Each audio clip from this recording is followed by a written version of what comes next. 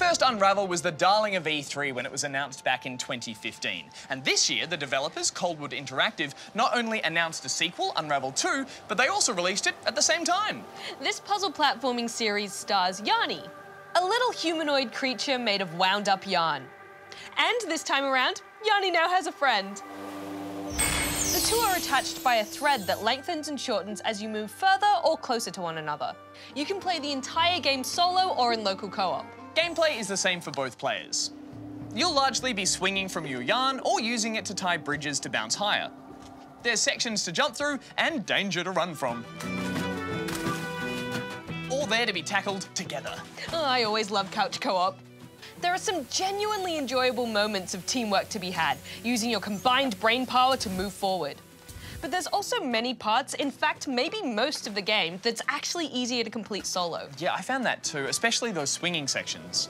Swinging separately creates 2 pivot points, which is a nightmare for trying to get your movement right.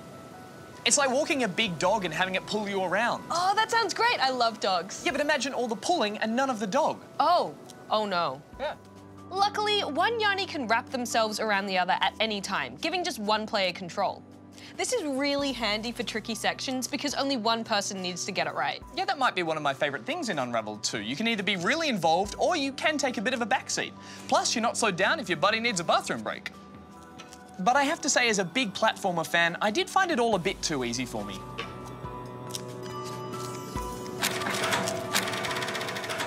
For me, it was about as difficult as I wanted it to be. Using wall jumps and careful timing to clear obstacles gave me a sense of accomplishment without being too punishing. The checkpoints are generally well placed, giving you only short sections that you need to clear, although there are a few that are too far apart. The game offers quite a few good puzzles too that can really leave you scratching the old noggin. You'll need to use your best teamwork if you're to succeed, but luckily there is a hint system if you do get stuck. And I can't go on without mentioning just how beautiful this game is. These Swedish developers have again created stunning, lifelike environments with beautiful lighting effects that really capture that wonderful Scandinavian feel. Oh, it just makes me feel all warm and fuzzy. Me too, but funnily enough, for a game that looks this spectacular, I found it lacking in polish. Yeah, it's a digital download. You can't polish anything digital. I beg to differ. I always ensure my digital exterior is polished using the finest binary code available. But I think Rad was talking about a different kind of polish. She means that the game appears to have minor errors or elements of halted flow that feel like small oversights by the developer.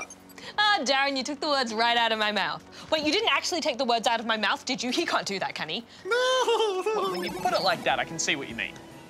For example, there were some sections with sparkles to swing off, but absolutely no reason why you would need to swing. You can just walk on straight underneath.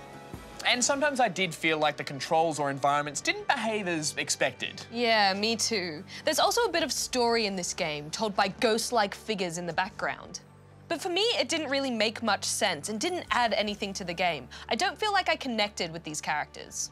Well, I actually really liked it. I felt like it added meaning to my journey without being too over the top. And similar to the first title, there's this wonderful underlying sense of whimsy that these developers are so good at crafting. This is a charming second outing, and I really enjoyed it. I'm giving it 4 out of 5 rubber chickens. I really liked the difficulty level, but I think it does run the risk of being boring for the second player or frustrating if you keep separated. But even so, it's an entertaining journey with a lot of playtime. I'm giving it 3.5 out of 5 rubber chickens.